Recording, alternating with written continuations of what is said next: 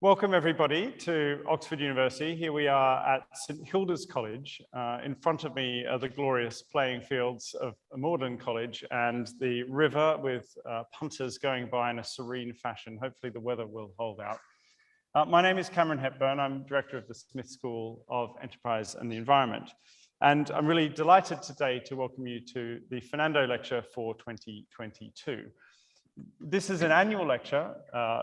We will hear a little bit more about the genesis of the lecture from Bruce Usher, who's with us today.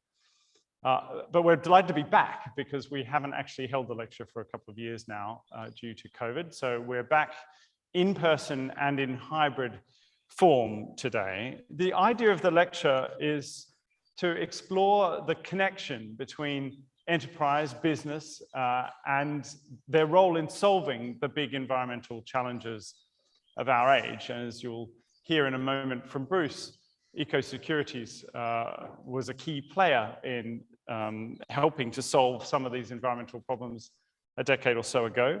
And in a sense, we're delighted to honor some of the members of EcoSecurities today.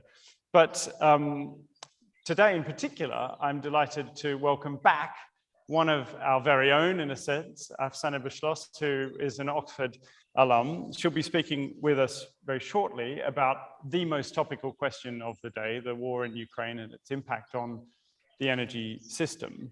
But before we get to Afsaneh, I'd just like to welcome Bruce Usher, who will be known to many of you here and many of you online. Bruce is Professor of Practice at Columbia Business School, where I know from his colleagues that he's held in very high esteem and very well regarded.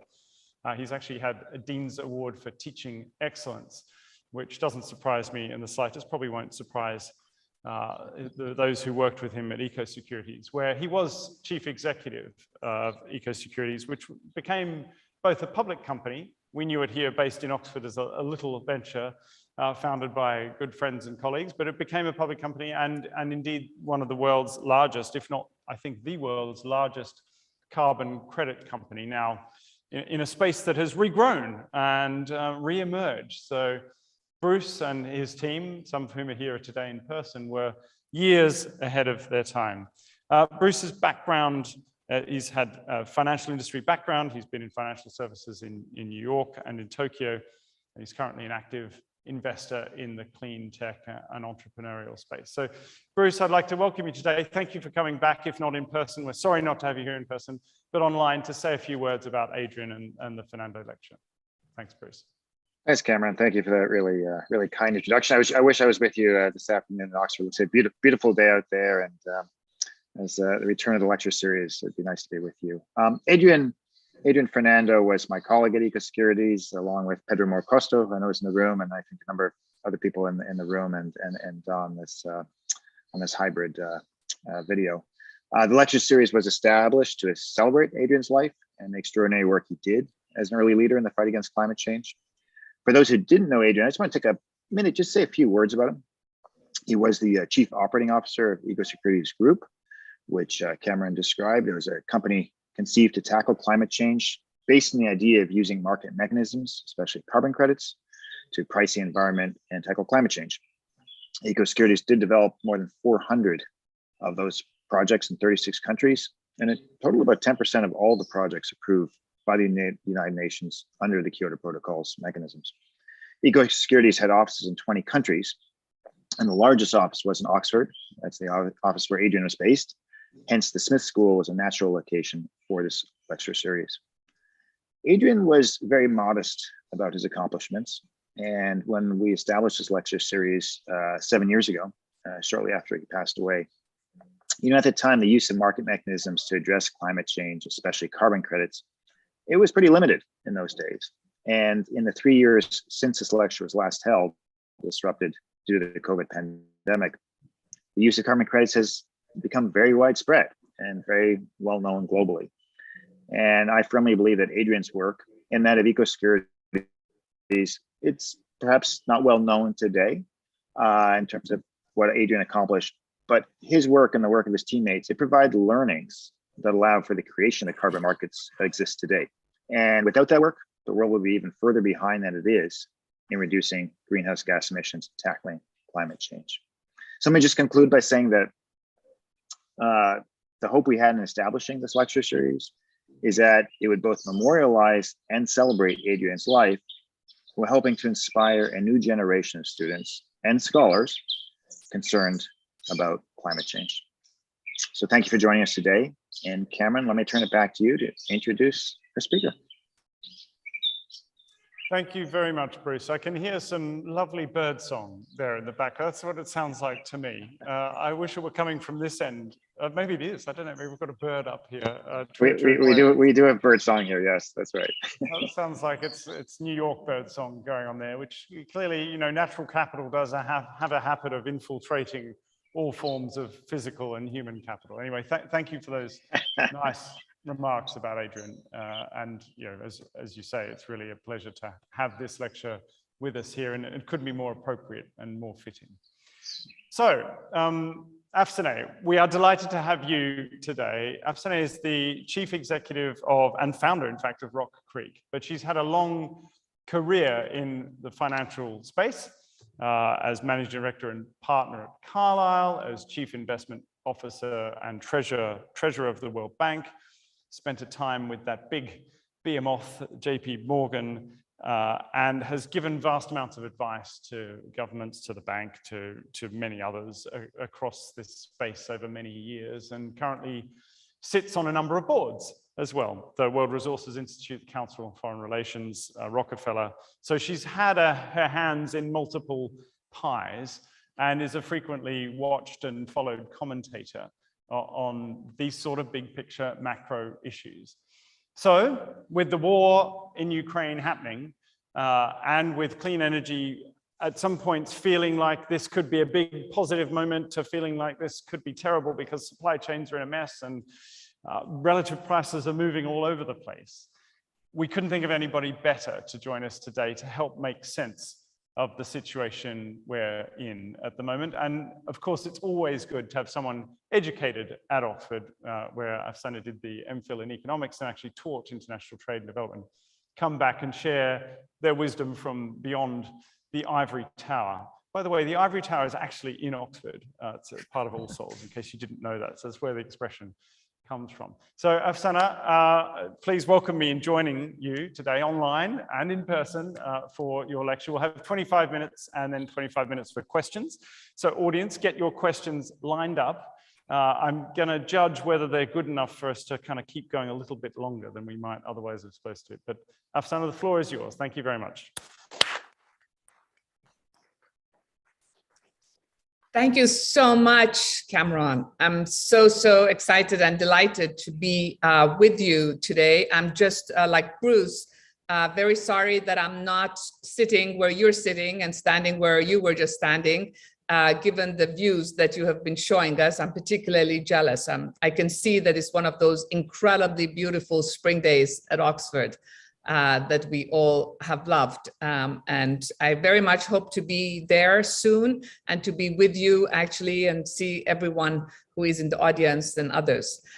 So thank you, Cameron, and also wanted to thank your faculty and staff of the Smith School for organizing this event. I'm really honored to be part of this lecture series to honor Adrian Fernando's great work, and Bruce already alluded to his great work in innovation and financial markets to support the fight against climate change. So very excited to be part of the event.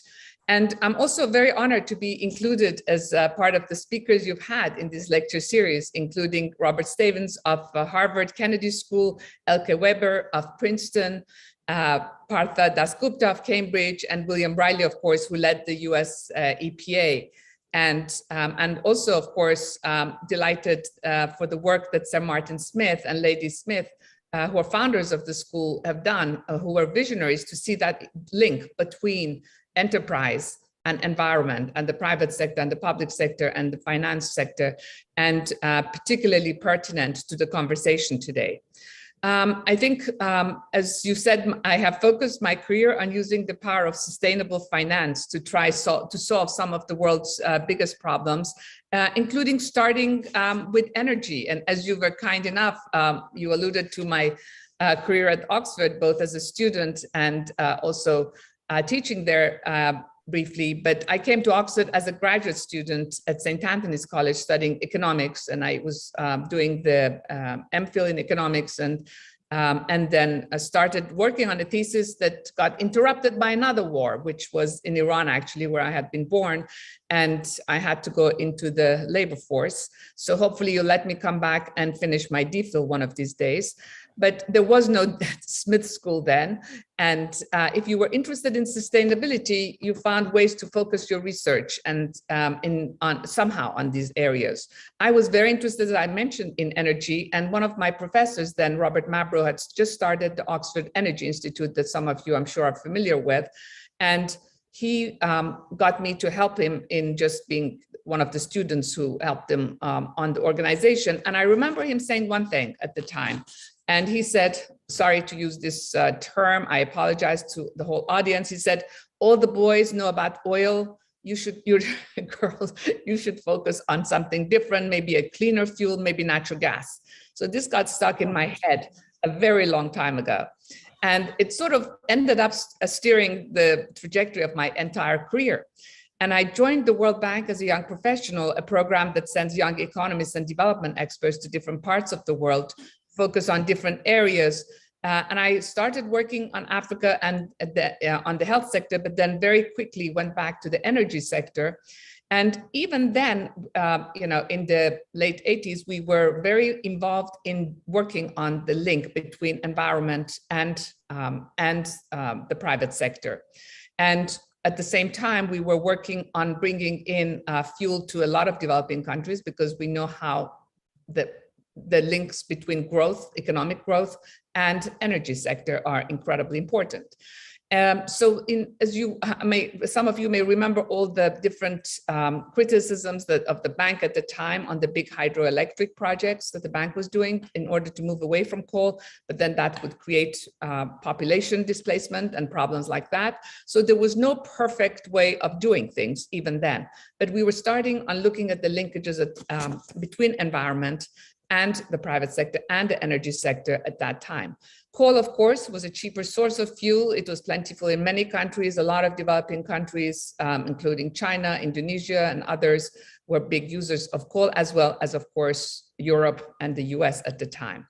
And so we decided, I had mentioned my interest in natural gas starting at Oxford. One day I went to my colleagues at the World Bank and said, I think we should start a natural gas group. And they said, okay, if you want to start it, go ahead, and why don't you do it yourself? So I went out to the private sector, very consistent with the mission of the school, and I created a group composed of people from British Gas, Gaz de France, as well as Tokyo Gas and others who had this kind of experience, Shell, BP, etc. And we put together a group that had done a lot of work on the regulatory side, on the investment side, on the technical side, on pipelines across the board, from production to transmission to actual utilization and efficiency, to do just natural gas. And we started doing billions of investments in natural gas, as well as in leveraging those dollars that we were putting in from the World Bank with at least 10 times leverage from the private sector. And to sort of move forward from that, I think that what was the major lesson was that it was not sufficient to have policy. It was not sufficient to have financing. It was not sufficient to have the private sector. It was the linkages amongst all of those parties that really, really mattered. And if you remember, many of you remember in this audience, there were lots of IPCC reports, and those were read by experts like yourselves. But it was really interesting that in the last year or two, the IPCC reports have become common ground, and everybody, in the universe is much more aware of the IPCC reports. And what you're seeing is that at every cover of newspaper, we'll have some excerpt on the IPCC reports, and the debate about environment is much more of a household debate. And of course, what we realized when the pandemic hit, we were all, of course, energy prices, if you all remember, fell to half the prices of where they had been traditionally because energy use went down. But that did not take too long. As the economies across the different parts of the globe started, in particular Europe, started coming back, energy prices started climbing somewhat. And even before the Ukraine-Russia war that Cameron just alluded to, we had energy prices in Europe going up quite dramatically. So you already had some sort of I would say, energy crisis already in Europe, particularly with natural gas prices rising about 50% between the autumn of 2021 and mid-February of 2022. And this particularly was important because, as we all know, in Europe, 22.6 million small and medium-sized businesses employing 84 million people were facing a real threat from these higher energy prices. And then Russia invaded Ukraine. The global economic reaction has, as we all know, ignited the largest energy shift potential in Europe in a generation.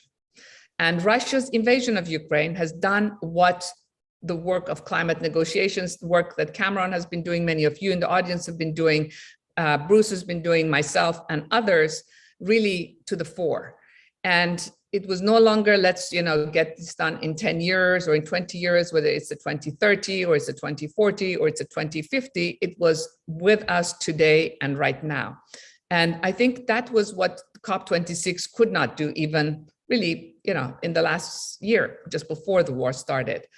People were not even talking about carbon pricing, right, Bruce? I mean, that at that time, it was not even a topic. So this tension that the war created, I think we can say there were terrible things in terms of the loss of lives, in terms of the destruction, which is awful in Ukraine and has impacted tens of millions of people in terms of losing their homes and having to relocate. So there's a lot of negative work that is going on in the economies of Ukraine and across the board in Europe that has been affected in different ways, whether it's Poland that has brought in many of the migrants, or it is the energy prices that are so much higher now across all parts of Europe. At the same time, this is the time to help European countries meet their energy green goals. Europe was always ahead in terms of being greener than Europe, than the US. Energy prices were always higher. Energy efficiency was always higher because of energy prices being higher. But what happened with the war was like a complete change. And the European countries' net zero plans are now truly the North Star across the board in every household, I think, in every company, in every government agency. And the actions to shift from Russian fossil fuels and also from Middle Eastern fossil fuels, of course, to other sources are now basically at the forefront of every conversation. The other thing that has changed is that energy security is now back. I think for those of us who've been around the block, and when I was at Oxford, energy security was a very, very big topic. It sort of lost its importance. It's gone through cycles, but it is now very much at the forefront again. And I think, again, makes Oxford a really interesting place because it is the intersection of the economy, politics, and geopolitics, of course, and finance and environment, and makes all of the audience particularly important in solving the problem at hand. Now, I think we all know what the European Commission has said post the beginning of this war. We all remember that the EC said there is a double urgency to, I'm just quoting, to transform Europe's energy system and basically to tackle the climate crisis. But their plan now is calling for increasing energy efficiency targets from 9% to 13%, diversifying energy supplies, with Europe having 29 LNG terminals going up to 30, with 33 terminal projects underway. And then also accelerating the role of renewables, including dedicated EU solar strategy to double the solar capacity by 2025. That's just a couple of years from today. And doubling the deployment of heat pumps and integrating geothermal and solar thermal energy into heating systems. One thing I heard was that there was like this big collaboration going on between the US DOE and US agencies and Europeans to do immediate energy efficiency measures, sending nests, the nests that help you measure your own home energy use, and to also move to heat pumps that are more efficient, even as we're sitting here today. And so what I'm really excited about on the positive side is that there are very short-term measures going on together between the US and European allies to get energy efficiency improved as fast as possible, because every little improvement in energy efficiency reduces the reliance on Russian gas, of course. The second thing that has been going on is the US, of course, has been deploying more of its LNG exports into Europe, a lot more today than it did 6 months ago. And I think that also has been obviously a little help in the process, although so much more is needed. At the same time, other areas in terms of not so much innovation, because Europe was always ahead on the use of hydrogen, but hydrogen was not moving super fast. But now there are bigger plans to import 10 million tons of renewable hydrogen by 2030 to replace natural gas, coal, and oil in carbon-intensive areas. So in terms of, when we look across the European continent, you see that the Commission at Europe is estimating that cutting Russian fossil fuel imports can save almost 100 billion euros per year. If we look just at Germany, one of the larger economies in Europe, this crisis obviously has been very much in the news every day. Before the war started, Germany generated 43% of its electricity from fossil fuels, with 41% of electricity from renewable sources, but only 16% of heating power came from renewables in Germany. And Russia has been providing more than half of Germany's natural gas. And in exchange, Germany sends Russia over $200 million per day, money that is obviously being used to help fund the war in Ukraine. So it's all a circular economy. And it was very interesting. I think we all heard about Angela Merkel's interview this week about her position on what she had been trying to do the last 10, 15 years with regard to policies, with regard to Russia, of course. And there's a lot of debate as to whether what she did and her diplomatic measure helped things, or the incredible reliance on one source of energy was incredibly destructive. And for those of us who are economists in the audience, I think the lesson that we've learned, you never want to, you always want to have some sort of alternative. You never want to be reliant on one source of anything, particularly when it comes to energy. And the fact that lessons learned at Oxford 20, 30 years ago were not practiced in the last couple, 10 years in Germany, I think now has come to shock the nation. And the Chancellor Olaf Scholz, when he took office, canceled the certification of Nord Stream 2, which it's unbelievable just before that had been going on. Germany is obviously working to increase sort of short-term, not just energy efficiency, but LNG, as we all know.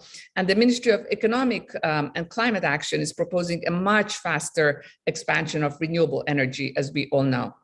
And obviously, the words nuclear are starting to come back into the conversation. Coal, which was supposed to sort of go out completely super fast, is still part of the conversation. And we've all heard the Green Party, understand that it might be needed in the short term, which is very sad. So the big debate, which is in Europe right now, and the same debate that is going on in the US, is one, what you need to do in the short run, very short run. Two, while you obviously in this very short run, people have to heat their homes, they have to have cooking fuels, they have to heat their industry, they have to run their economies. How do you do that while at the same time you're making sure that you are moving to renewable energy as fast as possible? And the big debates right now are, how do you try to thread through those two choices? If you go too much towards your LNG plants, will that slow down your work on renewables? If you go towards doing more on renewables and investing more on renewables, are you going to suffer very much in the short run and impact your economies and your people in a way that is not tolerable? So that balance is something that I think we're all studying in our day jobs and at Oxford.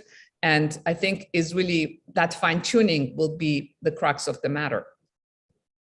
Obviously, I think the Bundesbank estimates potentially a 5% hit to German GDP relative to its baseline, giving up Russian energy imports.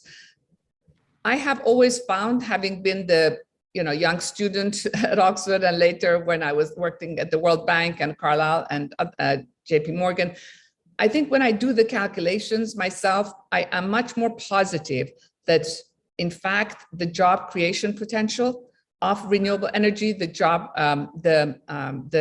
additional work that needs to get done on innovation and financial innovation, as well as technical innovation and scientific innovation, is going to really move us much faster. We have seen what happened during the pandemic, where the vaccines got created and into people, maybe not equitably, but from a scientific point got created very quickly. I think on the energy front, huge amounts of resources as we speak on the venture community is going into cleaner energy or moving cleaner energy into different settings. And there has never been more enthusiasm by different generations, not just the youth, but also other generations across the globe on moving towards clean energy because of the way it has impacted, whether it's the war in Europe or environmental crisis, as some countries are going underwater. So I think the opportunities in renewables are huge. And speaking about the positive, I just will end with a few points. And that is that the solution most frequently discussed are those that rely on new technologies. For example, over the last several years, we've seen tremendous developments, as I mentioned. The important thing, though, is to scale and address the problem at hand. And we already have technology for EV. We have got technology for solar panels. We have got technology for wind power. And we have got a lot of climate smart solutions. And that's something I do in my day job every day at RockCreek. And many of you do it both in academia and in the private sector and in different companies. And the electrons that these solutions can save and the emissions they can reduce are the same. And the solutions are, many of the solutions are there today. Some are very simple and have been practiced for 10, 20 years, and some are developing as we speak. And so the question is, how do we actually put them in practice? What can the Smith School do? What can all of us do to every day see how we can put this in practice? Because at the moment, it might be that the biggest impediment to moving faster, given this war towards renewable energy, is not the technology, is not finance, is not government policy. It is, in fact, the practical parts of this and translating those decisions into action. Both in Europe and in the US, some of those require big changes in regulation and big changes in permitting, because it's one thing to have a policy to move faster with LNG plants or move faster towards wind energy. But if the regulation and permitting is stopping those and slowing those down, we will not get to net zero. We will not get to where we need to be. And I think that is our very big challenge. And so getting the private sector to work with the public sector, not just on financial innovation and not just on scientific innovation, but also on the legal and the regulatory part of this question will be key to our success to get European countries have this once in a lifetime opportunity to accelerate the transition. So we have learned a lot from the European response with Russia's unprovoked invasion. European countries have taken very swift action to find the alternatives, and the leaders are keeping their eyes on the North Star, I think. I think everybody is. Every day we hear policies coming out in the US and in Europe every day. What President Biden's climate czar told me, Gina McCarthy told me last summer at our climate conference at RockCreek, the government's job is to get things moving in the right direction and then let the private sector figure out the best way to put that on steroids. And I think that's also where we are today. And European governments can marshal investments for this transition by getting the facts out and showing investors that energy transition is and will be profitable. So let me just stop there and go back to you, Cameron, for any possible questions. Thank you very much indeed, Afsaneh.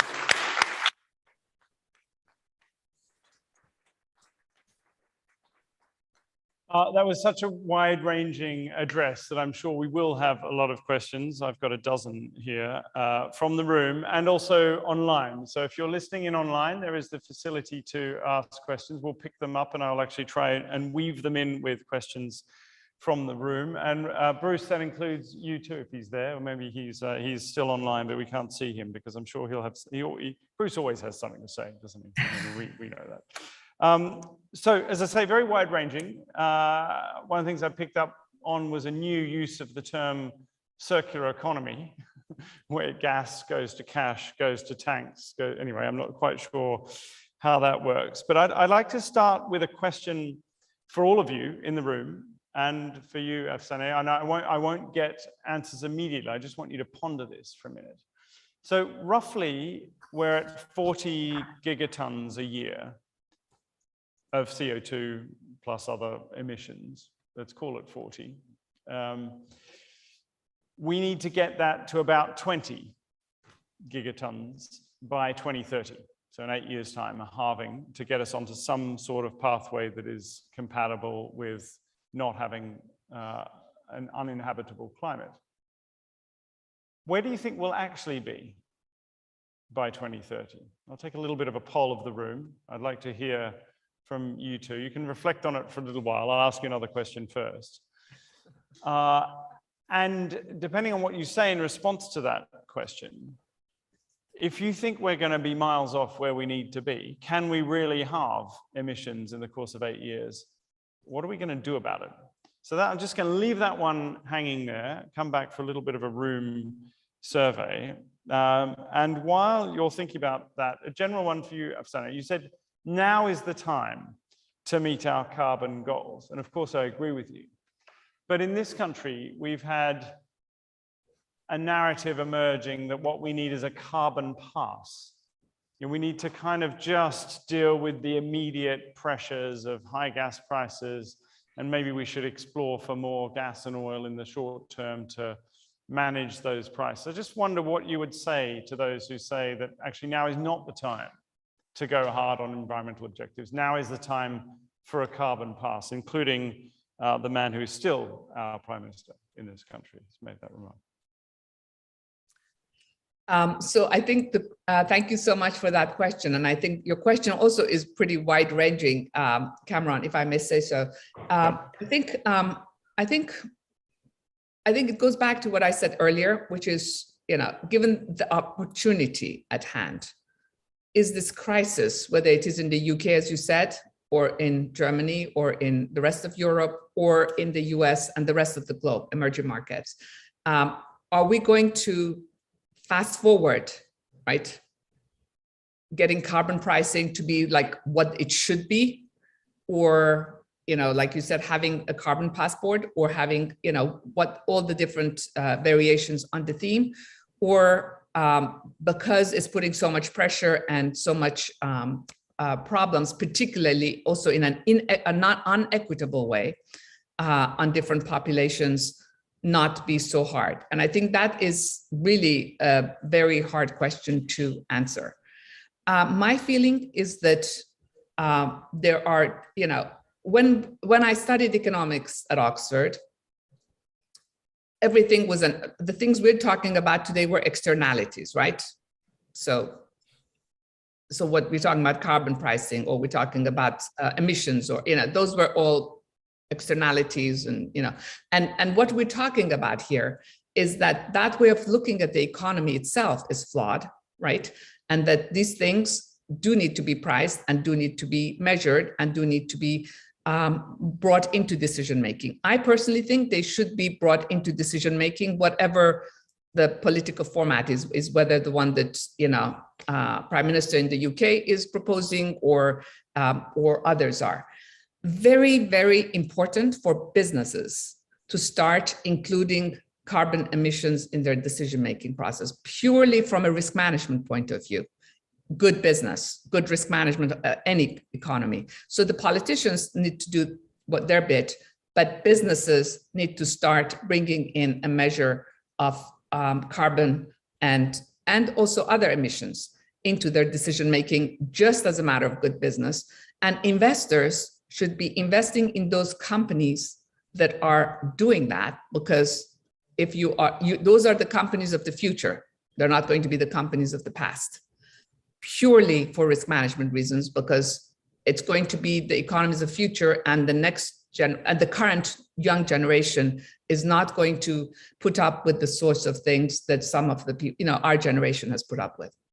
So I don't disagree with you for a moment there. Businesses ought to be pulling in, factoring in carbon prices. And of course, that's one of the things EcoSecurities was so active in doing, encouraging companies to price their carbon through voluntary and indeed compliance carbon markets. I wonder, Bruce, if you might have something to say in response, and also to this question. Will we ever see a large enough proportion of the private sector voluntarily pricing carbon at the kind of levels that we really need to get us over the line? Or do we really need government here? And if government aren't going to step up, will business step up? I mean, who is going to step up, Bruce? What do you think? And Afsaneh, I'll come back to you too. Yeah, another nice, easy question, Cameron. Thank you for that. But, my perspective is I've always been skeptical of voluntary initiatives, going back to the days of EcoSecurities. And I remain skeptical of voluntary initiatives because the pressure of the market makes them, at the end of the day, hard to enact at scale. There'll always be some. Right now, companies are under tremendous pressure for employee pressure, customer pressure, investor pressure, but it doesn't change their fundamental business model, which is to maximize their shareholder value. What has changed, though, in the last 20 years, and I think others in the room might feel similarly, is, and Afsaneh mentioned this, the range of climate technologies, what I call climate solutions, the ways that we have to reduce emissions commercially, take us to a fundamentally different place, and the availability of capital is fundamentally different. What's lacking is the policy side. The policy side is the only thing that's gotten weaker in the last 20 years, not stronger. And so I'm relatively optimistic about technologies. I'm very worried about the lack of policy support. Okay, and then coming back to you, Afsaneh, picking up on Bruce's point about policy support, your kind of feel for the macro environment is very strong. We're obviously moving into a higher inflationary environment. We've had deglobalization, supply chain disruptions, and probably increases in interest rates across the board. None of this makes it easier for the scale deployment of renewable energy around the world. I don't mean to be the kind of negative guy in this conversation, because I'm normally the positive one. But what can we do from a policy or a macro perspective to mitigate the impact of higher interest rates on what is a capital-intensive technology compared to the fossil industry? What can we do to mitigate the impact of deglobalization, supply chain pressures, which are strong? I mean, we need a lot of nickel in the clean energy industries, and Russia was a huge nickel extractor and exporter, among other minerals. What are the policy levers we should be grasping for here? So I think you put your finger on it. We've been having the debate about energy, obviously, but the other part of the debate, which is water shortages, which is the need for minerals for a lot of the technologies in renewables, all of these are as important, if not more important. This is my sense. And again, I am generally an optimistic person, and maybe Oxford had influenced me in that way.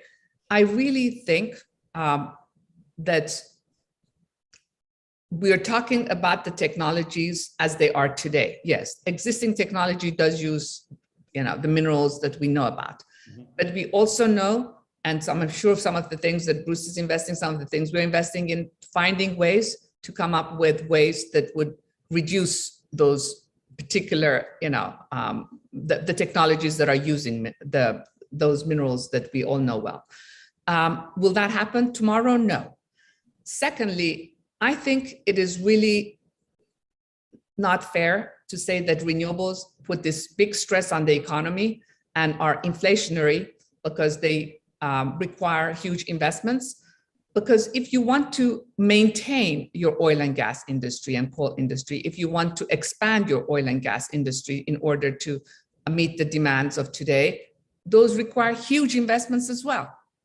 So there is energy is an intensive business that needs a lot of capital and a lot of other resources. It always has.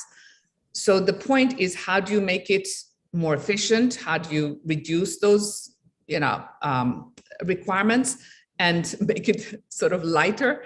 But I think it's not fair to say that renewable energy has this, and by the way, a lot of private sector investors have been told that renewable energy is inflationary, and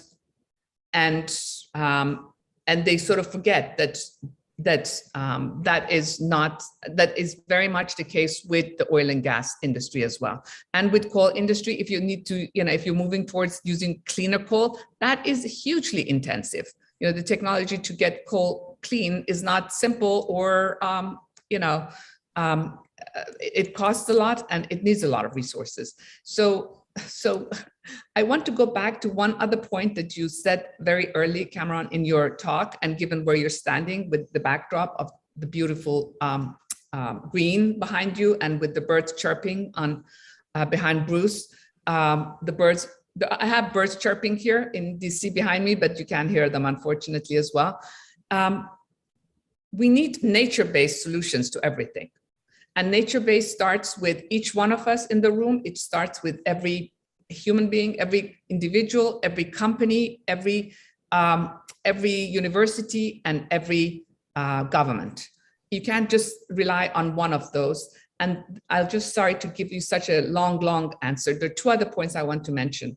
Investors have until now not taken into consideration the cost of what we're talking about. University endowments, you're sitting at Oxford. University endowments until 2-3 years ago were on the side, we'll invest the world university endowment in anything that gets the highest return in the short run. And if that means investing in coal, we'll do that. That has changed dramatically in the last, really post-COVID period. But that's how recent just 2 years ago, people were investing, university endowments were investing in coal. So we have come forward and we have a long way to go, but I'm positive that we will go faster towards these nature-based solutions. Thanks very much. I've got a couple of follow-up questions. Thank you for the question online. We'll come to that in a minute. We'll also come to questions in the room. I just wanted to, I think actually you're right. Your optimism, the note of optimism that you're striking is right. If we think about electrolysis, which is a key technology here in taking renewable electricity and turning it into the substitutes for the oil and gas industry, it's a big user of platinum. And there are scientists out there who are working on reducing the platinum use in each unit, in each kind of kilowatt of electrolysis by a factor of 1,000. So I think we will crack these dimensions. And that takes me to just to clarify your point on the non-inflationary dimensions of renewable energy is very important. I think it's crazy that the world somehow seems to have got this idea that a technology that has zero marginal cost and which is coming down in cost rapidly on the CapEx side can be inflationary. If anything, the shift to clean technologies helps to manage inflation and is deflationary because it reduces wholesale electricity market prices because it's cheaper in many parts of the world. But that's a little soapbox which I'll get off. So now I want to come back to the question that I asked you all at the start. So 40 gigatons today, 20 gigatons needed by 2030. where are we going to get to? Perhaps I'll have a show of hands coming down from the top. So let's say, who thinks we'll be at, I mean, the highest conceivable level in my mind would be, an increase of 50% from current levels. So 60 gigatons, anybody around 60? I'll give you 5 gigaton increments. No, 55 gigatons by 2030.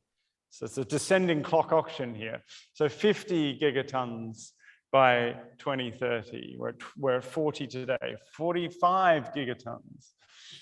Still nobody's willing to put their hands up. I'd love to see the picture online. 40 gigatons, so no change from today. A couple of hands there. 35 gigatons. So probably we may have a majority there. 30 gigatons. So probably even Stevens between 30 and 35. 25 gigatons. So it's an optimistic Martha there. And 20 gigatons. I think we'll let me stop there. So I'd say this room thinks that by 2030, that's only 8 years away, we'll be sitting somewhere around the 32, 33 gigaton range. So we're going to take out about, what's that, 20%-ish cuts globally. Afsaneh, Bruce, what do you think? Where are you on this this bell curve? Well, it's not a bell curve, on this distribution. I'll let Bruce go first. I was going to offer the same. I don't think we're going to be any lower than where we are today. My hand was up around 40, simply because of India and China not being able to reduce quickly enough. But I'm also not terribly concerned about that. I think the need to cut in half assumes a linear decline in emissions over the next 30 years, and I don't see the transition being linear. I think it's slow and it builds momentum. And as long as we have momentum by 2030, clearly around renewables, electric vehicles, and then some of these emerging technologies like green hydrogen, then I would feel positive. We don't have the momentum yet. Okay, all right. So I challenge you on that later, perhaps, Bruce. But let's hear Afsaneh's view. I'm closer to the room's average of 30 to 30-ish. I have faith, not in so much my generation, but on the younger generation. The way they're living, and a lot of polls that have been done show that they are making their decisions, where they live, what they do, what they buy, based on the kinds of things we've been talking about. So I know that, that does not change things as quickly as we would like, but that generation is global. So while we are becoming much more local and deglobalized in that way, I think the move towards being individually energy efficient is more of a global phenomena. So I'm putting my faith in. All right, great. Well, those online, love to hear your thoughts too. Type them into the function. I'd like to move to the room here. I've actually still got questions about Russia, China, geopolitics, Indian supply of solar issues, windfall taxes, import tariffs, material supply chains. Is the analogy with vaccines that Afsaneh drew fair? Will Silicon Valley solve this? Is the biggest impediment licensing, permitting, and so on? But they're my questions. Let's hear from you. You can choose to amplify one of them, Jonathan. Yeah. We got a mic, so just pause for a moment and state your name and affiliation. Hi, it's Jonathan Avis, alumni of EcoSecurities. My question is a simple one, but it's probably a very complex answer. But do you think that Russia's invasion of Ukraine makes it more or less likely that emissions goals will be met in, let's say, in Europe? Lovely question. More or less likely to meet emissions targets, Afsaneh? Let's hear your, you give you more than one word answer, but you can start with a one word answer and then explain why. I would expect that it would expedite and it would get us to mission faster. And it's Russia and the Middle East, I think, and the way the Middle East, sorry, it's supposed to be one word, so. No. You can have as many words as you like, of course. And I'm interested in your logic. I'm just making sure the mic gets. I think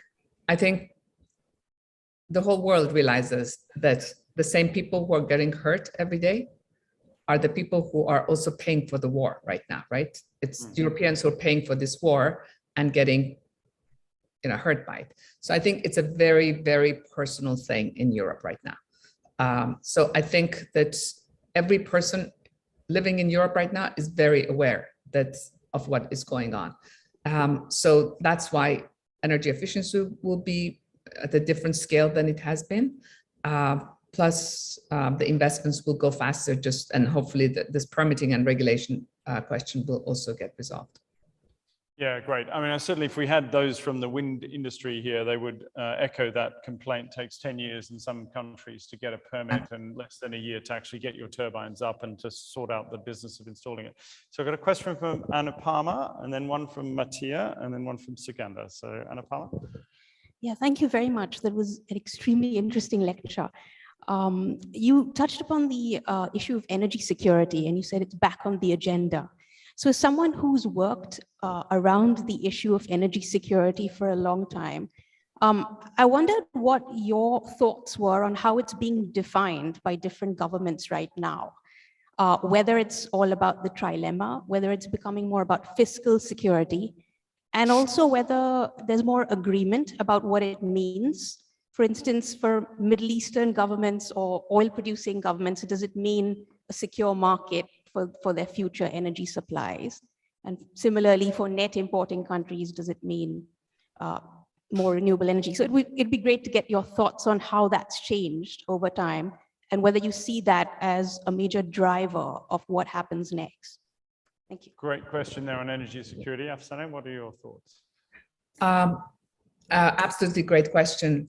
So first of all, I think Middle East countries really played this very badly from a political point of view. As Russia did what Russia did, the OPEC did not increase production to the extent they could have. Not that everything is perfect in the real world, but they could have impacted prices. So everyone went for maximizing revenue. And every oil producer who is a decision maker, went for maximizing revenue in the short term versus the longer term.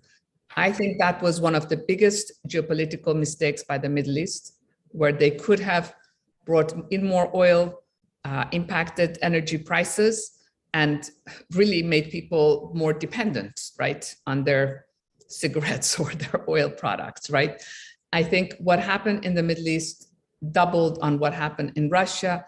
And going back to the geopolitics, every government that was lobbied by oil producers is finding it much more difficult now to keep on getting lobbied. And politicians who were very reliant on the oil and gas sector are also looking at this very differently today than they were a year ago.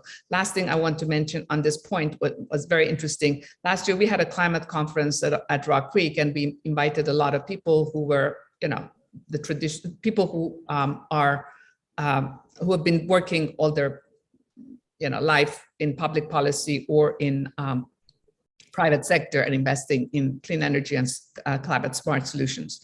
Fast forward, I invited also a friend of mine who had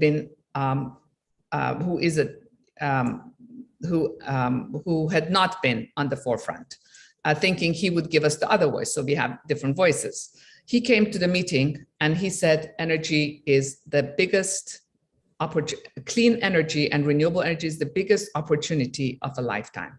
I have to tell you, the chair of his board is one of the biggest oil and gas companies. He then moved on to having a conference in Texas a month ago. He's calling it the San Jacinto Project, to bring in different thinkers on energy to see how renewable energy is the biggest opportunity. So it's moving from geopolitics back into business, right? Where people, whether they're governments or individuals who were very oil reliant, and companies realizing that they have to go back and look at energy in a very different way. And you have to diversify. The basic rule that we all learn in economics and finance, you diversify your sources, you don't rely on one source. So that, I think, that lesson is learned. Great. We're fast running out of time, but I'm going to queue up Mattia, and we've got Sugandha and Lawrence over there after that. And I've got 2 online questions. We may not get them all done, but Mattia first. Thank you. Well, thank you. I'm Mattia Romani. Let's stay in business. I love the last angle of your answer. I love the quote from Gina McCarthy. You know, government has to set things right, and then private sector and private finance puts it on steroids.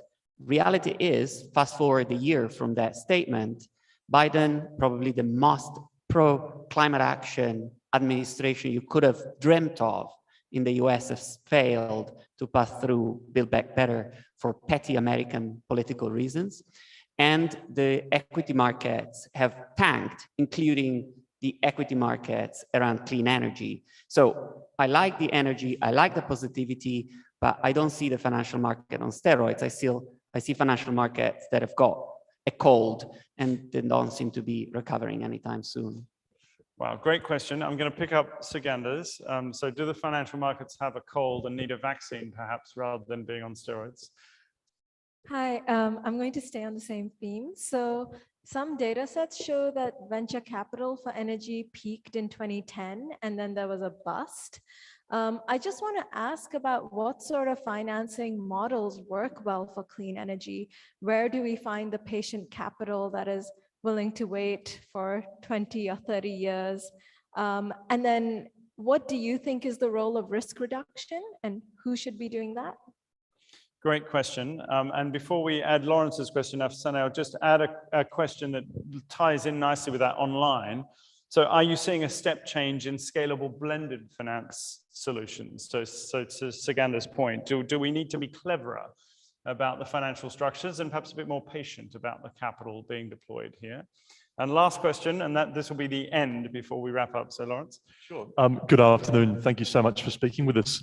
So you mentioned this idea of nature-based solutions, and I really love the idea of 2 birds with 1 stone in terms of emissions and addressing, say, the biodiversity crisis.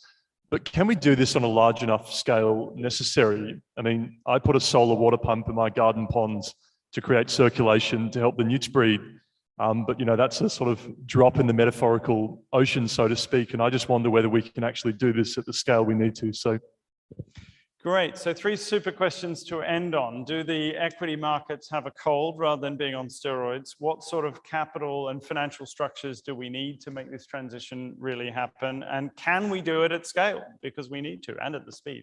Afsaneh, final remarks. The floor is yours.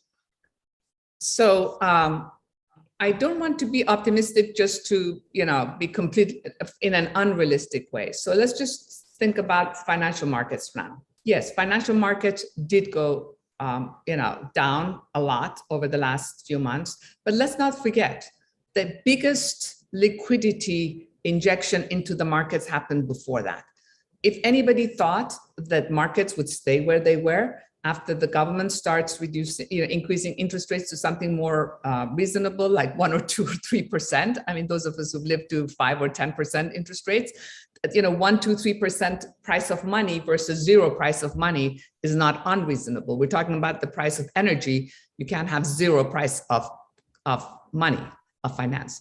So people who thought that was realistic to just stay, I think, were not realistic. So number 1, I think we knew that this huge liquidity that came into the market, some of it would be taken out of the market, and therefore it would impact markets. At the same time, if we look at the amount of cash injection, only it will be taken out partially. So if you look at it from a macro point of view, if we look at pre-COVID versus when this market gets settled down with all the corrections and, taking the war also, when we look at it on more of a 3-5 year kind of scale, I think you'll find that that markets have not changed. In fact, I was just looking the other day at energy, renewable energy, just ETFs, nothing, not a special company that's doing well. So even with the declines we have seen, if you look at it from a 3-year point of view, renewable energy is higher than oil and gas ETFs. So you had, because if you look at different periods, they were at different places. So it is not just that renewables got dead. Thirdly, banks today. Banks were the ones who were financing coal and they were financing oil and gas. Today, this year, in 2022, for the first time, the net flows to oil and gas went down and the amount to renewable energy went up. So even with this correction that we're seeing, banks, for their own business, not because they believe in one thing or another, are not investing as much in oil and gas as they did before. Look at most energy companies after Engine 1 came into the market. They don't call themselves oil and gas, they call themselves energy companies, for whatever that's worth, right? So I think that's on that front. On venture, you're absolutely right. There was a famous story of Kleiner Perkins putting in a lot of money with Vinod Khosla and getting killed. And that has changed. I mean, when you come back now, again, if you look at sovereign wealth funds, if you look at pension funds, if you look at university endowments, foundations, everyone has been investing more and more in renewable energy and in generally, very broadly sustainable finance. Every private equity firm now calls themselves sustainable. So you go to all the traditional private equity firms, they all have sustainability officers and they have, sustainable funds. I don't know of one actually that doesn't. So coming back, I'm not covering everything maybe that was said, but on the blended finance, I think, Cameron, that's a really huge point. Again, going back to World Bank days, blended finance, I think, is very powerful. You need blended finance from private sector and public sector. There's been a lot more speeches given. I think I have been involved in more speeches at the World Bank from billions to trillions than, so that this conversation about blended finance has been there for a very long time. But what you need is not speeches, but you need actually to start doing it. And you might have seen the criticism of US Treasury at the World Bank not doing enough on climate. And I think as you move towards these international institutions, working together with the private sector, you can really leverage investments and create blended finance structures. So I'm very positive about that, but you do need these international institutions to become much more proactive. Wonderful. Well, I think we could have gone on for quite a long time. I've got follow-up questions on greenwashing, on the Oxford Martin School principles for climate conscious investment, and so on, but we should draw it to a close there. Not least because we have a lovely set of drinks to enjoy outside. Afsaneh, Bruce, I'm very sorry you're not with us to enjoy them. There were cricketers playing on that field just a little while ago, and I saw a guy with a beret and a beard floating by as you were answering the last question. Not that I was remotely distracted, but we have these pleasures of Oxford to get to. So Afsaneh, Bruce, thank you very much for joining us, for sharing your insights. Thanks to EcoSecurities and the team here. Thank you for remembering Adrian Fernando in this way. Thanks to those who joined us online and for your questions. Sorry I didn't quite get through to all of them. So it remains for us to jointly express our appreciation to you, Afsaneh, for a really enlightening hour with you. Thank you very much. Thank you. It's lovely to be with you. Thank you, Afsaneh. Thank you. Great. So drinks are just in the corridor there. Thanks, Anna.